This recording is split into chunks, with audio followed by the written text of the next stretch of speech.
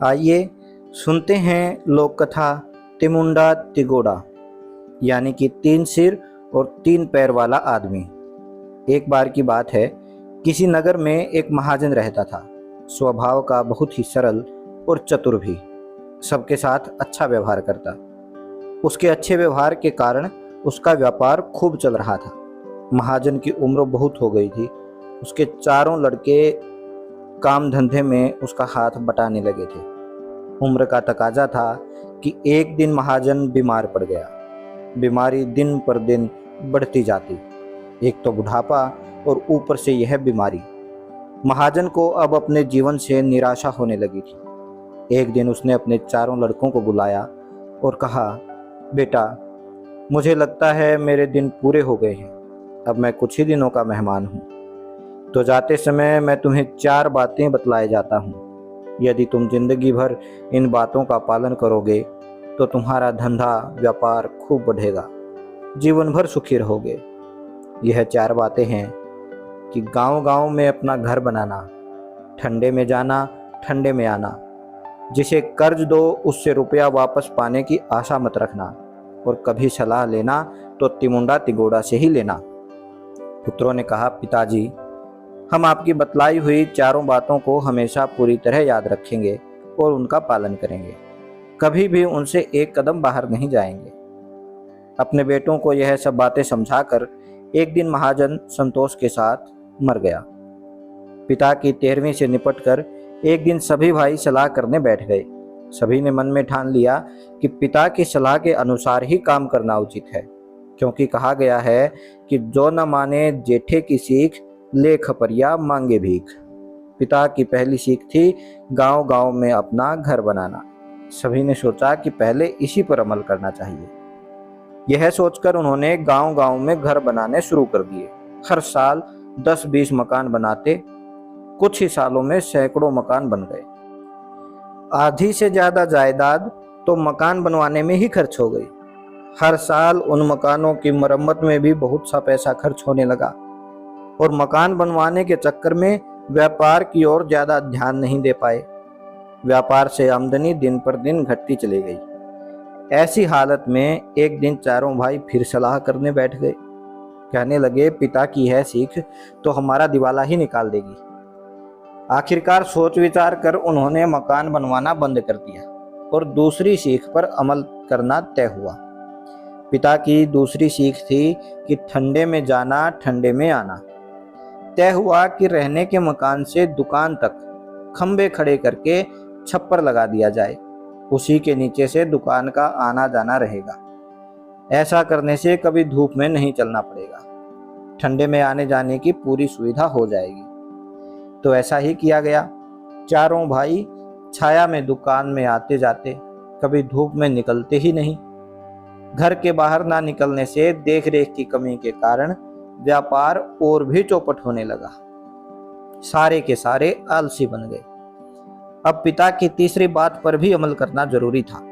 तीसरी बात थी कि जिसे कर्ज दो उससे रुपया वापस पाने की आशा मत रखो। व्यापार से जिनको कर्ज दिया जाता था और जिन पर उधारी होती थी, उनसे उधारी मांगनी बंद कर दी गई। लोगों ने देखा कि महाजन के बेटे कर्ज देते देते हैं, लेते नहीं, तो दुकान पर कर्जा लेने वालों की लाइन लगने लगी। नगद बिक्री बंद हो गई और उधार पर सामान जाने लगा। इस तरह कुछ दिनों में सारी दुकान चौपट हो गई। पूंजी डूब गई। खाने के लाले पड़ने लगे। दुकान का खर्चा भी कैसे चले, तो दुकान बंद कर दी। घर की रही सही जायदाद बेच बाच कर अपना गुजारा चलाने लगे। इस तरह कुछ दिन और बीत गए और उनकी कठिनाई भी बढ़ती चली गई। एक दिन सभी भाई बैठकर आपस में विचार कर रहे थे कि कहीं न कहीं तो हमसे भूल हुई है। पिताजी ने जैसा कहा था हमने वैसा ही किया, फिर भी हमारी यह दुर्दशा कैसे हो गई। उनके उपदेशों पर चलने से हमारा सारा व्यापार धंधा चौपट हो गया। दुकान टूट गई, सारी पूंजी नष्ट हो गई, जमीन जायदाद बिक गई, और अब तो दाने दाने को मोहताज हो गए। ऐसा हमारे साथ क्यों हुआ? पिताजी ने अपना व्यापार बहुत अच्छे से चलाया था। उनकी सलाह कभी खाली नहीं जाती थी। व्यापार में उन्होंने लाखों रुपए कमाए थे। और व्यापार को आगे बढ़ाने के लिए उन्होंने ही हमें उपदेश दिया था। जरूर हमसे कोई न कोई भूल हुई है। अब पिता की चौथी बात रह गई थी कि कभी सलाह लेना तो तिमुंडा तिगोड़ा से ही लेना। सभी बेटों ने बहुत सोचा, यह तिमुंडा तिगोड़ा है कौन और कहाँ मिलेगा।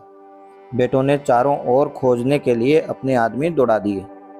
कहा कि जहां कहीं भी 3 सिर और 3 पांव वाला आदमी मिले, तुरंत उसे लेकर हमारे पास आ जाना। तिमुंडा तिगोड़ा को खोजने के लिए आदमी निकल पड़े। गांव, नगर, उपवन सभी जगह तिमुंडा तिगोड़ा को खोजा गया, परंतु वह नहीं मिला। सभी हैरान थे। सोचने लगे कि पिताजी यह क्या कहकर चले गए। 3 पांव और 3 सिर का आदमी कहाँ मिलेगा। ऐसा आदमी तो न किसी ने देखा न सुना।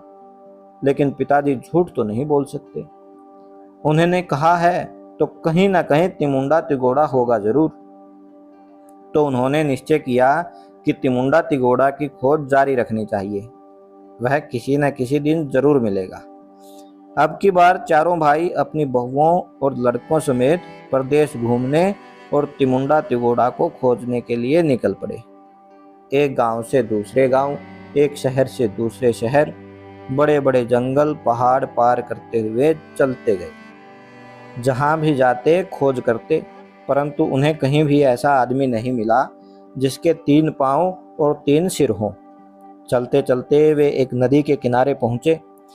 एक भाई ने देखा कि नदी के दूसरी ओर एक पेड़ के नीचे एक 3 सिर वाला आदमी बैठा हुआ है।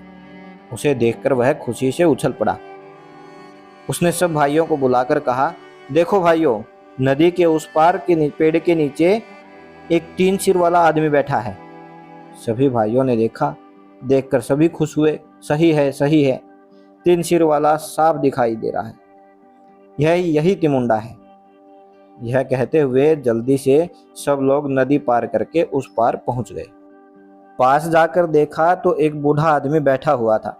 हाथ की लाठी टांगों के बीच रखी है। उसके दोनों घुटने ऊपर उठे हुए थे और बीच में सिर था। इस कारण दूर से 3 सिर दिखाई दे रहे थे। वे लोग यह कहकर लौटने लगे कि हमसे भूल हो गई, यह तिमुंडा नहीं है, यह तो केवल एक बूढ़ा आदमी है। वृद्ध ने उनको जाता देखा तो आवाज लगाकर अपने पास बुलाया और पूछा कि क्यों भाई, क्या बात है, तुम किसको खोज रहे हो।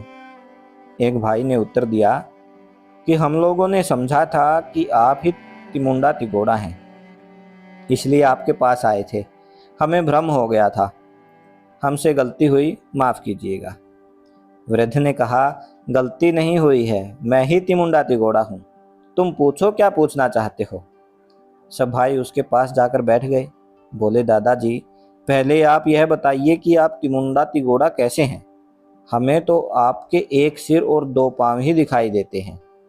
इतना कहकर उन्होंने पिता की कही चारों बातें बूढ़े आदमी को कह सुनाई। सारी बात सुनकर वृद्ध ने उन्हें समझाते हुए कहा, देखो बेटा, मेरा माथा बुढ़ापे के कारण झुक गया है, इसलिए मैं जब भी बैठता हूँ तो दोनों घुटनों के बीच में मेरा सिर आ जाता है। इसलिए दूर से मेरे 3 सिर दिखाई देते हैं। मैं बहुत बूढ़ा हो चुका हूँ और चलने के लिए मुझे लाठी का सहारा चाहिए होता है। तो लाठी मेरा तीसरा पांव है, इसलिए मैं तिगोड़ा हूँ। मैं तुम्हारे पिता के कहने का मतलब समझ गया था। उनका कहना था कि जब कोई सलाह लेनी हो तो किसी वृद्ध मनुष्य से ही लेना। वृद्ध मनुष्य ही तिमुंडा तिगोड़ा होता है। चारों भाइयों को वृद्ध की बात समझ में आ गई। कहने लगे, दादाजी, हम लोगों ने अपने पिता की कही हुई बातों का पूरा पूरा पालन किया, इसके बावजूद भी हमारी यह गति हुई। हमारी इस बर्बादी के पीछे क्या कारण हो सकता है। क्या हम लोगों से उनकी बातें समझने में कोई गलती हुई है। कृपया करके हम लोगों को सही रास्ता बतलाएं। वृद्ध ने कहा, हाँ बेटा, तुम अपने पिता की कही बातों का सही मतलब नहीं समझ सके। तुमने उनकी बातों के अर्थ का अनर्थ कर दिया, इसलिए तुम्हारी बर्बादी हुई। सुनो, मैं तुम्हारे पिता की कही बातों का सही मतलब तुम्हें समझाता हूँ। उसके अनुसार चलोगे तो तुम्हारा जरूर कल्याण होगा। पहली बात तुम्हारे पिता ने कही कि गांव-गांव में अपना घर बनाना। इसका मतलब था कि तुम अपने पास आने वाले अलग अलग गांव के लोगों के प्रति सहानुभूति रखो, उनके सुख दुख में सहायता दो और प्रेम भाव रखो, जिससे वे तुम्हें अपना घर का आदमी ही मानने लगेंगे और हर गांव में तुम्हारा घर हो जाएगा। यदि तुम ऐसा व्यवहार सभी लोगों से करते तो तुम्हारी दुकान खूब चलती, तुम धनवान हो जाते। दूसरी बात थी ठंडे में जाना ठंडे में आना। इसका मतलब यह नहीं कि तुम धूप से परहेज करने लगो। तुम्हारे पिता के कहने का मतलब था कि सुबह सवेरे दुकान पर जाओ और दिन भर दुकान पर रहो, सांझ होने पर घर वापस आओ। यदि तुम इस तरह दिन भर दुकान पर रहते और देख रेख अच्छी होती और व्यापार में कमी नहीं आती। तीसरी बात थी जिसे कर्ज दो उसे रुपया वापस पाने की आशा मत रखो। इसका मतलब यह नहीं कि तुम कर्ज की वसूली ही ना करो। तुम्हारे पिता के कहने का मतलब है जिसे कर्ज दो उससे रुपयों की वसूली की जुगत पहले ही कर लो। 100 रुपये किसी को कर्ज दो तो 125 का उसका माल अपने पास गिरवी रख लो। रुपया यह समझ कर दो कि वह वापस नहीं आएगा। ऐसा करने से कभी टोटा नहीं आता। चौथी बात उन्होंने यह कही कि तिमुंडा तिगोड़ा से सलाह लेनी है। इसका मतलब मैंने तुम्हें पहले ही समझा दिया है। तुम्हारे पिताजी का कहना है कि जब कोई कठिन समस्या पड़े तब तुम उसे केवल अपने बुद्धि से या जल्दबाजी में या मूर्खों की सलाह से मत निपटाओ, बल्कि किसी अनुभवी बूढ़े मनुष्य की सलाह भी जरूर लो।